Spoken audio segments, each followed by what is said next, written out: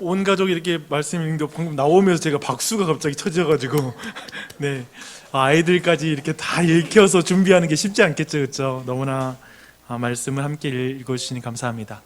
이제 오늘 특별히 우리 전 세대가 모여서 이렇게 예배하는데요, 이 시간 하나님의 은혜 우리 모두에게 넘치길 바랍니다. 말씀을 풀어 나누도록 할게요. 여러분, 이제 PT를 좀 보여주시고요. 네, 여기 한번 화면을 봐볼까요? 여러분, 이게 뭔가요?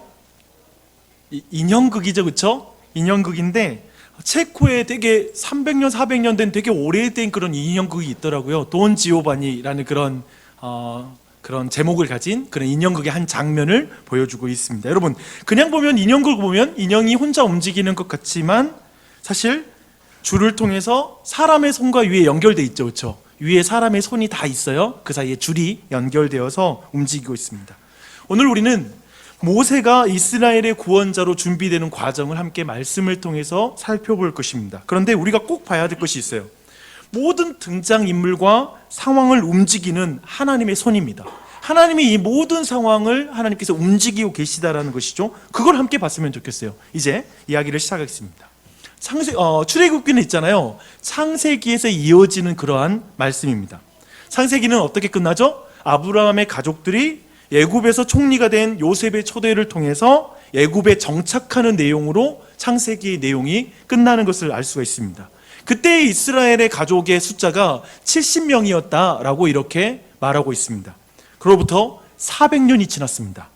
이스라엘의 가족은 인구 200만 명에 이르는 거대한 민족이 되었습니다. 이때 이스라엘은 바로의 노예로 살고 있었어요. 그래서 바로는 파라오라고 말하죠, 그렇죠? 바로는 이스라엘 민족이 정말 많아지고 점점 더 강해지는 걸 굉장히 두려워했습니다. 그래서 인구를 조절하려고 여러 가지 노력을 했어요. 먼저 가혹한 노동을 통해서 이스라엘을 학대하기 시작했습니다. 그러나 이스라엘은 학대받을수록 더 사람이 많아지는 이상한 일이 벌어졌어요. 그래서 당시에 산부인과 의사 역할을 했던 산파에게 남자아이가 태어나면 남자아이는 죽이고 여자아이는 살리라는 그런 명령을 하셨습니다. 하지만 이 산파들이 바로보다 하나님을 더 두려워하는 사람들이었어요. 성경은 그렇게 말하고 있어요. 바로의 말을 두려워하는 게 아니라 하나님의 말씀을 더 두려워해서 바로의 말을 듣지 않았습니다. 그러자 바로는 모든 남자아이가 태어나면 나일강에 던져서 죽이고 딸은 살리라 라고 이렇게 명령을 하게 됩니다. 지금 바로는 여성 인구만 남은 이스라엘은 결국 애굽 남성들과 결혼을 하게 될 것이고 결국 인종적으로 이스라엘을 말살시킬 수 있다, 이제 애굽의 민족으로 바꿀 수 있다라는 거대한 어떤 인종을 개종시키는 바꾸는 그런 프로젝트를 가동하기 시작한 거죠. 바로는 그래서 성경에 나오는 인물 중에 가장 사악하고 가장 악한 왕이었습니다. 그런데 여성 산파들에 이어서 한 여인이 바로의 말에 이제 저항합니다. 2장 2절 말씀을 함께 읽어보도록 할게요. 그 여자가 임신하여 아들을 낳으니 그가 잘생긴 것을 보고 석 달 동안 그를 숨겼으니, 한 여인이 바로의 말을 듣지 않습니다. 이 바로에게 저항한 이 여인의 이름은 여호와의 영광이라는 그런 이름의 뜻을 가진 요게벳이라는 여인이에요. 이 여인이 바로 바로에게 저항하죠. 요게벳은 그 이름처럼 하나님을 향한 믿음을 가진 그런 여인이었습니다. 히브리서를 보니까요, 이런 말씀이 있어요. 믿음으로 모세가 낳았을 때 그 부모가 아름다운 아이임을 보고 석 달 동안 숨겨 왕의 명령을 무서워하지 아니하였으며 라고 이렇게 말씀하고 있습니다. 여기에 되게 흥미로운 표현이 있어요. 아까 출애굽기 말씀과 여기의 말씀 뭐냐면 아름다운 아이임을 보고, 그리고 출애굽기는 그가 잘생긴 것을 보고 아이를 석 달 동안 숨겼다라고 이렇게 말하고 있습니다. 여러분, 바로의 말을 거부한 이유가 얘기가 너무 이뻐서, 그러니까 이게 무슨 의미죠? 무조건 잘생겨야 하는구나, 그러니까 아무튼 잘생겨야 살아남는구나 라는 걸 말하는 것일까요? 아니에요. 여기에서 잘생겼다라고 번역된 이 히브리어는 하나님이 그 처음에 천지창조를 하시고 매일 보시기에 뭐라고 하죠? 좋았더라 라고 말하죠. 그때 토브라는 원어를 쓰는데 이때 토브라는 용어를 써요. 그러니까 좋았더라, 좋았더라. 지금 뭐예요? 부모가 아이를 보기에 좋듯이 하나님도 그렇게 사람들을 보기에 좋아하시는 거예요. 그쵸? 이 아이를 지금 부모가 천지창조하신 하나님의 눈으로 이 세상을 보듯이, 그리고 사람을 보듯이 이 아이를 부모가 볼 때 좋았다라고 이렇게 말씀하고 있죠. 근데 그렇게 석 달 동안 아이를 키웁니다. 아마도 옹알이하는 그 어린아이 때는 그 목소리가 크지 않았겠죠. 하지만 석 달이 되었을 때 아이의 울음소리는 집안을 넘어 밖으로 새어나갈 수밖에 없는 상황이 되죠. 즉 뭐냐면 이제 더 이상 몰래 키울 수 있는 상황이 아니에요. 요게벳은 하나님의 손을 믿고 자신들이 할 수 있는 한 가지 계획을 이제 진행시킵니다. 그러니까 여기에 전제는 뭐냐면 하나님에 대한 어떤 믿음을 가지고 이 계획을 진행시키고 있는 거예요. 먼저 아이를 위해서 파피루스, 곧 갈대를 가져다가 상자를 만들게 됩니다. 그리고 그 상자 안팎으로 역청과 진으로 칠하기 시작하죠. 이 역청과 진은 죽음을 상징하는 물과 상자 안에 있는 아이를 분리시키는 일을 하는 거죠. 그렇죠? 그래서 분명 아기의 부모는 물 셀 틈이 없이 꼼꼼하게 이 역청과 진으로 그 갈대 상자를 칠했을 것입니다. 물이 새들어오면 어떻게 되죠? 죽죠. 물이 침범하지 못하도록. 성경에서는 물이 침범한다는 것이 바로 사람을 죽음이 덮친다는 뜻이거든요. 죽음이 덮치지 못하도록 꼼꼼하게 거기에 역청과 진을 칠했을 것입니다. 흥미로운 것은 여기에서 이 상자, 이 갈대 상자 할 때 이 상자를 가리키는 단어가 성경에 딱 2번 나와요. 딱 2번 나오는데 다른 한 곳은 창세기 7장에 나옵니다. 노아의 방주에서 방주를 가리키는 그 단어가 이 갈대 상자 할 때 상자랑 똑같은 원어예요. 같은 단어예요. 맞아요. 3개월 아기를 담은 이 작은 상자는 노아의 방주와 같은 요게벳의 방주라고 부를 수 있을 거예요. 엄마가 만든 방주라고 말할 수 있을 것입니다. 근데 여러분 아세요? 이 방주, 이 상자에는 방향을 결정할 수 있는 키가 있어요, 없어요? 없어요. 여기에 구동장치가 있어요? 노를 저을 수 있거나 뭐 엔진이 달려 있어요? 아니요, 없어요. 그리고 더군다나 지금 저 안에 들어있는 아이는 어떻죠? 전혀 방향을 결정할 수 없는 아이죠. 그렇죠? 그래서 요게벳은 철저하게 하나님의 손에 모든 걸 맡겨드리면서 이 아이의 이 바구니를 지금 저렇게 두고 있다라고 우리는 이해할 수 있을 거예요. 요게벳은 이 아이를 나일 강가 갈대 사이에 둡니다. 성경의 표현을 잘 보면 이렇게 쭉 밀어서 흘러가다가 갈대에 걸쳐진 게 아니라 갈대 사이에다가 의도적으로 딱 두는 거예요, 여러분. 그렇게 성경은 말하고 있습니다. 왜 그런 것일까요? 그것은 있잖아요, 이집트의 여인들이 목욕을 하러 나오는 그런 장소였습니다. 여러분, 겐지스강이 어느 나라에 있죠? 겐지스강 인도에 있죠. 근데 보면은 겐지스강에서 사람들이 뭐 해요? 막 목욕해요. 그렇죠? 집에 목욕탕 있을 텐데 그냥 거기 나와서, 그러니까 인도 사람들이면, 힌두교인이면 꼭 한번, 평생에 한 번은 저 겐지스강에 가서 나는 목욕하고 싶어 라고 생각할 정도로 매우 큰 의미가 있는 그런 장소죠. 동일하게 지금 이 이집트 사람들은 나일강을 숭배하는 그런 문화가 있었어요. 그런 내용이 있었어요. 그래서 나일강은 이집트인들에게 신의 선물로 여겨지는 그런 특별한 강이었습니다. 그래서 이집트 여인들은 나일강에 와서 이제 아기 낳기 위해서, 다산과 건강의 축복을 받기 위해서 이 이집트에서 몸을 씻는, 목욕을 하는 그런 습관이 있었어요. 굉장히 중요한 그런 가치였죠. 그런 의미에서 지금 바로의 딸이 마침 나일강가에 목욕을 하러 왔다라고 이렇게 성경은 말하고 있습니다. 바로의 딸은 어쩌면 아마도 아기를 낳기 원하는 간절한 소원을 가지고 지금 나일강에 나와 있을 수 있어요. 여러 역사적인 자료를 찾아보니까요, 아마도 이 여인, 지금 이 공주로 추정되는 인물이 딸만 가지고 있고 아들이 없었던 그런 인물로 추정하는 그런 기록도 보았습니다. 여튼 이 자리는 그런 기복적인 의미를 갖고 나오는 거니까 분명히 아이에 대한 기대를 가지고 나와 있을 수 있어요. 이제 나일강에 바로의 딸이 몸을 담급니다. 근데 거기서 이상한 상자를 보게 돼요. 발견하게 돼요. 그리고 상자를 열자 한 아기가 울고 있습니다. 그 모습을 보는데 성경에 이런 표현이 있어요. 불쌍히 여기는 마음이 그냥 그 바로의 딸의 마음을 사로잡기 시작했어요. 그 순간에 아이의 누이인 미리암이 멀리서 이 모든 걸 보고 있다가 이제 물에 뛰어들어서 바로의 딸에게 막 달려와요. 그리고 말합니다. 내가 가서 당신을 위하여 히브리 여인 중에 유모를 불러다가 이 아기에게 젖을 먹이게 할까요? 여러분 한번 이 상황을 그려봐요. 아기를 아주 예기치 못하게 발견했는데 갑자기 히브리 아이가 소녀가 달려와서 아이를 위해서 유모를 구해줄까요? 이렇게 말하는 거예요. 바로의 딸은 물에 뛰어들어 기막힌 제안을 하는 미리암에게 아이의 출생의 비밀을 물을 수도 있잖아요. 너 혹시 이 아이와 너 관련 있는 거 아니야? 라고 물을 수 있는데 그렇게 묻지 않고 그냥 그의 제안을 그냥 받아들여요. 이렇게 해서 요게벳은 돈을 받고 자기 아이에게 젖을 물리는 최초의 엄마가 되었다라는 이야기입니다. 그렇죠? 여기 어머님 제가 말씀드릴게요. 아이에게 젖 물리면서 돈 받으신 분 아무도 없잖아. 근데 요게벳은 자기 아이에게 젖을 물리면서 돈 받고 그냥 이렇게 월급 받으면서 아이에게 젖을 물렸어요. 최초의 엄마죠. 요게벳은 아이가 젖을 때는 아마도 3살에서 5살 사이까지 믿음으로 아이를 키웠을 것입니다. 아까 말한 것처럼 이 요게벳, 모세의 부모는 믿음의 사람으로 알려져 있거든요. 믿음으로 아이를 키웠어요. 그리고 아기는 이제 바로의 딸에게 입양되면서 모세라는 이름을 얻게 됩니다. 여기서 모는 뭐냐면 물이에요, 물. 이건 이집트식 이름이거든요. 히브리식 이름이 아니에요, 모세는. 근데 모는 물, 세는 뭐냐면 들어올리다, 물에서 들어올리다 라는 뜻의 이름을 가진 모세라는 이름을 갖게 됩니다. 여기에서 주목할 게 있어요.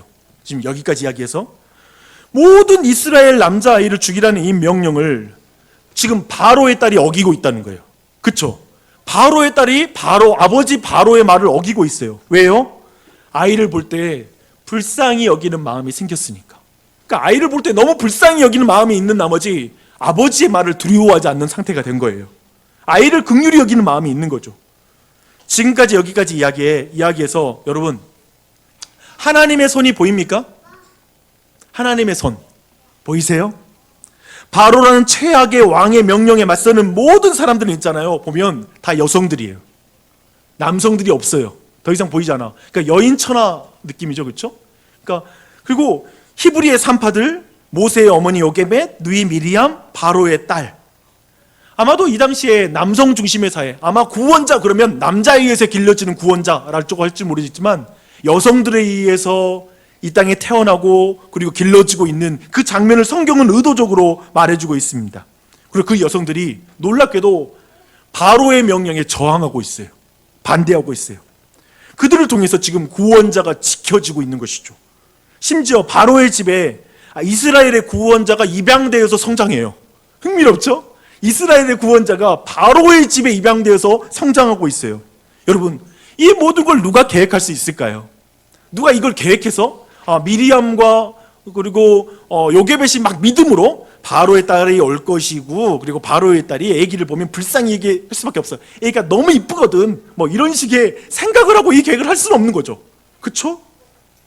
이스라엘의 구원자 모세를 보호하고 성장시키시는 하나님의 손이 이 모든 여인들을 통해서 이 사람들을 통해서 이 가운데 역사하고 있다는 걸 우리는 보게 되는 것이죠. 그리고 이제 다음 이야기로 들어갑니다. 모세는 이렇게 애굽 왕실에서 이제 애굽 사람의 모든 지혜를 배우며 성장합니다. 즉 왕실 학교에서 최고의 교육을 받게 되는 것이죠. 이제 말과 하는 일에 있어서 능력 있는 사람이 되었다라고 성경은 말하고 있습니다. 굉장히 능통한 거예요. 다양한 언어도 알고 있고 그리고 말도 잘하고 행동도 너무나 똑부러지게 잘해요. 하지만 성장하는 과정 속에 모세는 정체성의 갈등을 느끼기 시작합니다. 자기 자신이 누구인지에 대한 갈등이에요. 그는 지금 애굽의 왕자잖아요. 하지만 한편 외모에 있어서는 이스라엘 사람이에요. 그러니까 이스라엘 사람과 애굽 사람의 외모로도 분명히 구분이 되거든요. 그러니까 분명히 그런 어떤 정체성이 있어요. 그런 정체성이. 근데 그런 내가 애굽 사람인가 아니면 난 이스라엘 사람인가 하는 그런 갈등이 있는 것이죠. 그리고 어렸을 때였지만 어머니 요게벳을 통해서 전해드린 민족에 대한 이야기, 하나님에 대한 이야기, 믿음의 그 교육을 철저하게 받은 거예요. 그러니까 그게 굉장히 남아있을 정도로, 그게 굉장히 마음의 갈등을 일으킬 정도로 그 안에 지금 그런 갈등이 있었다는 거죠. 그렇게 갈등하던 모세는 40세가 되었을 때, 몇 살? 40세가 되었을 때 드디어 자신의 민족을 돌아보기로 결정했다라고 성경은 말하고 있습니다. 이제 40세가 되어서 결정했어요.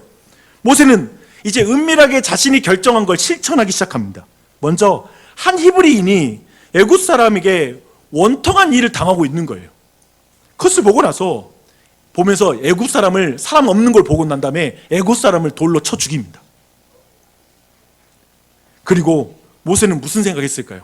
애굽 사람을 쳐 죽였을 때 이렇게 도와주고 나니까 무슨 생각했을까? 그게 사도행전 7장 25절에 보니까요, 이때에 모세가 무슨 생각을 했는지가 거기 기록되어 있어요.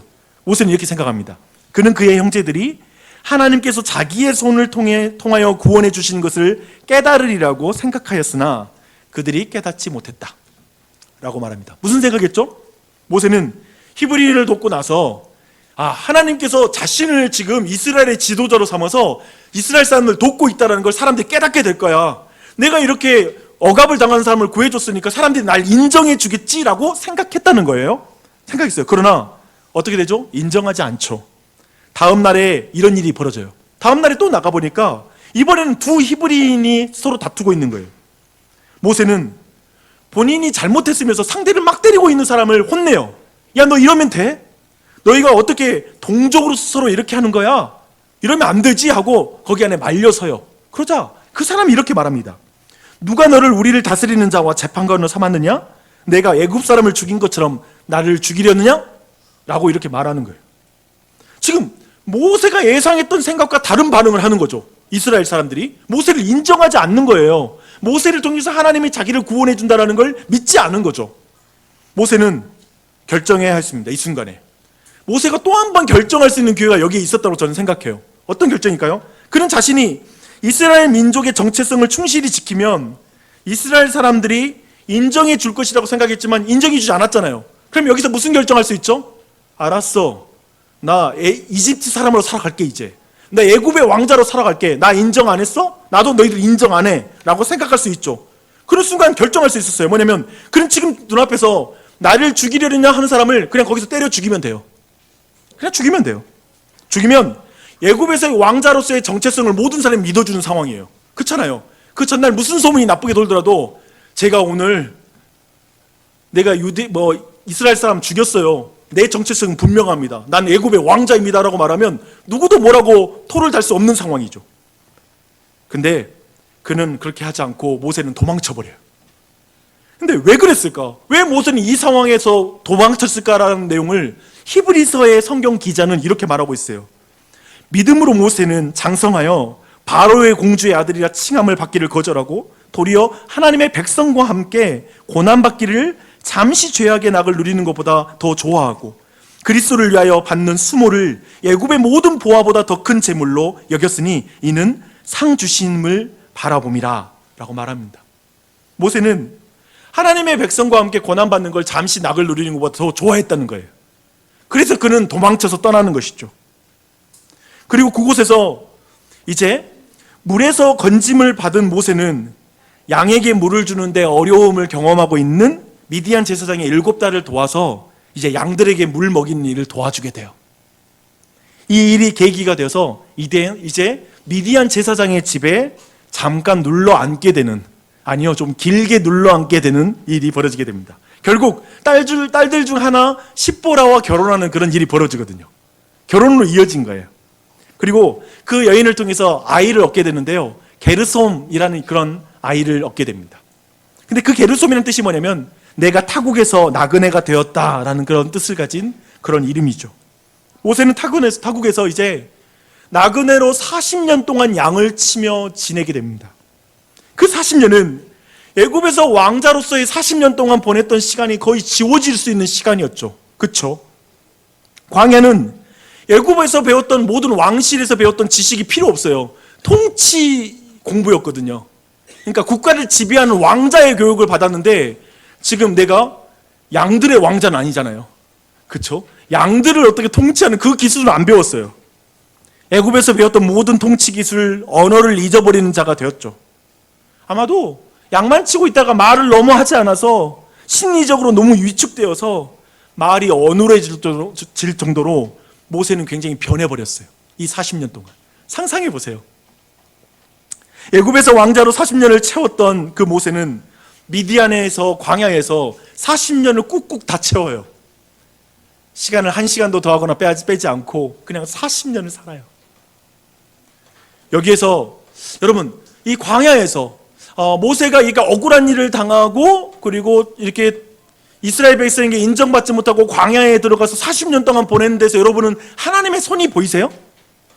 하나님의 손이 보이십니까? 보이죠. 이스라엘 백성은 이제 나중에 모세가 있었던 광야에서 40년 동안 생활하게 돼요. 흥미롭죠? 모세는 이스라엘 백성들보다 먼저 그곳에 가서 먼저 그 길을 걸은 거예요. 그곳의 지리를 익히는 것이죠. 그것을 알게 되는 것이죠. 모세는 광야에서 이스라엘 백성보다 먼저 나그네라는 정체성을 배우게 되죠. 이스라엘 백성이 경험할 그 정체성. 애굽이라는 당대 최고의 문화에서 누렸던 정체성을 버리고 이제 새로운 정체성을 받아들여야 되죠. 바로의 신하가 아니라, 바로의 왕자가 아니라 하나님의 왕자로, 하나님의 백성으로서의 정체성을 익히는 것이죠. 모세는 광야에서 애굽에 길들여진 정체성을 다 지우게 됩니다. 새로운 땅에서 애굽에서 배웠던 모든 지식과 언어를 조금씩 잃어가고 아마도 그런 새로운 언어를 배워야 되는 그런 시간을 경험하게 돼요. 하나님은 이스라엘의 구원자를 이렇게 환경을 통해서 준비시킵니다. 그래서 우리 아까 봤던 첫 번째 뭐죠? 하나님이 구원자를 사람을 통해 준비시키죠. 두 번째, 따라합니다. 하나님이 구원자를 환경을 통해 준비하십니다. 사람과 환경을 통해 하나님의 구원자를 이렇게 준비하고 있어요. 이렇게 하나님의 손에 붙들린 여인들을 통해서 보호를 받고 성장했던 모세, 그리고 광야에서 훈련을 받았던 모세는 이제 어떤 구원자가 될까요? 제가 보고 싶은 거예요. 도대체 어떤 사람이 됐을까 궁금하지 않아요? 홍해라는 물에서 이스라엘 백성을 구원하는 모세가 되죠. 그렇죠? 엄청난 일을 행해요, 나중에. 그런데 제가 볼 때 하나님이 모세를 애굽에서 40년, 광야에서 40년 사람과 환경을 통해서 준비시킴으로 모세에게 정말 원했던 것, 모세를 만들고 싶었던 모세는 민수기 12장 1절에서 3절에 있는 것 같아요. 저는 그 말씀 여러분께 읽어드릴게요. 모세가 구스 여자를 취하였더니 그 구스 여자를 취하였으므로 미리암과 아론이 모세를 비방하니 그들이 이르되 여호와께서 모세와만 말씀하셨느냐? 우리와도 말씀하지 아니하셨느냐? 하며 여호와께서 이 말을 들으셨더라. 이 부분 같이 읽고 싶어요. 시작. 이 사람 모세는 온유함이 지면의 모든 사람보다 더하리라. 다시 한번. 이 사람 모세는 온유함이 지면의 모든 사람보다 더하리라. 모세는 온유한 구원자가 됩니다. 저는 여기에 포인트가 있다고 믿어요. 근데 여기 온유함이란 걸 원어적으로 보면 겸손한 구원자라고 말할 수 있어요. 겸손한 구원자가 됩니다. 이 세상에서 모세를 성경 뭐라고 하냐면 가장 겸손한 구원자였대요. 가장 온유한 구원자였다라고 말하고 있습니다. 생각해봐요. 모세는 있잖아요. 평생 그를 향해서 비난하고 원망하는 이스라엘 백성을 대해야 됐어요. 그러니까 이리 가면 이리 인도한다고 화를 내고 또 만나를 내리면 이 만나만 주냐고 화를 내고 늘 불평하고 원망하는 사람들을 대했어요. 심지어 가족인 미리암과 아론마저도 지금 그를 비방하고 있어요. 그러니까 결혼 문제 때문에 왜 구스 사람하고 결혼하냐고 이렇게 생각하면서 모세를 비난해요. 근데 모세는 온유하게 대처해요. 시간이 갈수록 모세는 온유해져요. 겸손하게 대처해요. 어머니가 자신을 방주에 태워 하나님께 맡겨드린 것처럼 하나님께 모든 심판을 맡겨드려요. 어떻게 이런 온유한 사람이 되었을까라고 한번 생각해 보시자는 거예요. 그게 포인트인 거예요. 모세는 자신의 인생에서 하나님의 손을 받기 때문에 그렇죠.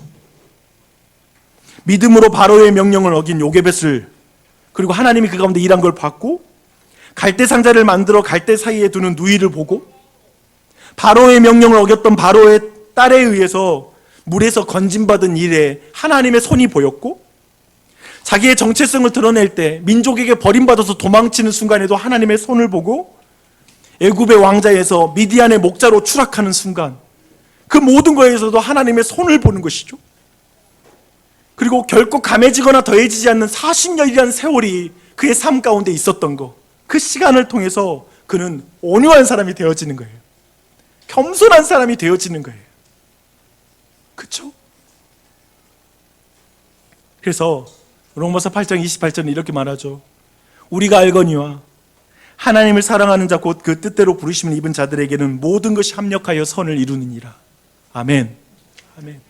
모세의 삶 가운데 있었던 모든 고통과 그리고 기쁜 일, 모든 그가 경험했던 교육들과 환경들, 모든 걸 통해서, 그를 만난 모든 사람들을 통해서 하나님의 손을 보고 그 가운데 하나님께서 모든 걸 통해서 합력하여 선을 이루시는구나 라는 사실을, 구원을 이루시는구나 라는 사실을 보면서 그가 겸손해지는 것이죠.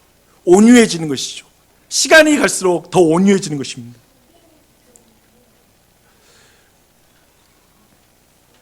우리는 세상의 거대한 문화적 흐름 속에서 믿음의 전수는 힘들다라는 그런 생각을 할 수 있을 것 같습니다. 모든 나일강과 같은 문화 속에 우리의 자녀가 다 빠져 죽어가는 것을 그냥 지켜볼 수밖에 없는 부모의 심정, 비슷한 심정이 이 세상 속에 자녀를 키우면서 갖는 마음일 수 있죠. 무력함을 느낄 수 있죠. 근데 저는 이 상황에 요게벳의 믿음을 배웠으면 좋겠습니다.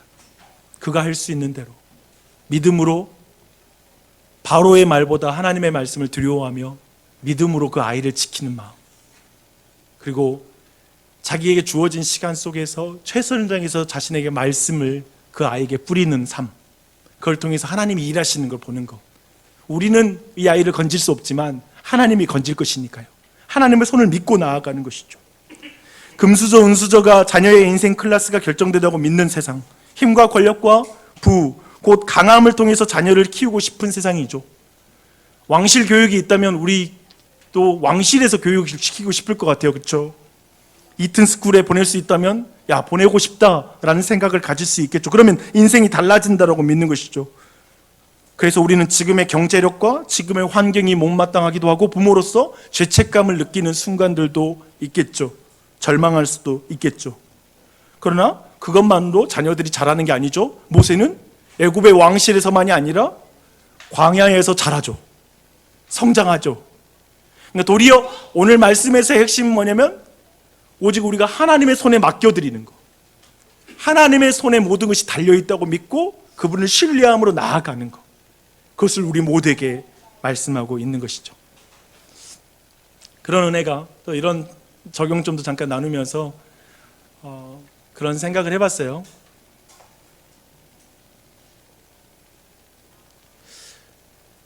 우리 구주 예수님은 여자의 후손으로 오셨잖아요. 오늘 첫 번째 이스라엘의 구원자는 여자들에 의해서 만들어지는 측면을 보였다면 우리 구주 예수님은 처녀의 몸으로 오신 예수 그리스도시죠. 그리고 그분을 통하여서 우리 그 예수님을 믿고 어쩌면 이 세상의 원리와 모든 방법을 역전시켜서 일하신 하나님을 만나게 되는 것이죠. 우리 또한도 이 사실을 좀 배우면서 나아가는 이런 은혜가 넘치길 바랍니다. 기도하겠습니다.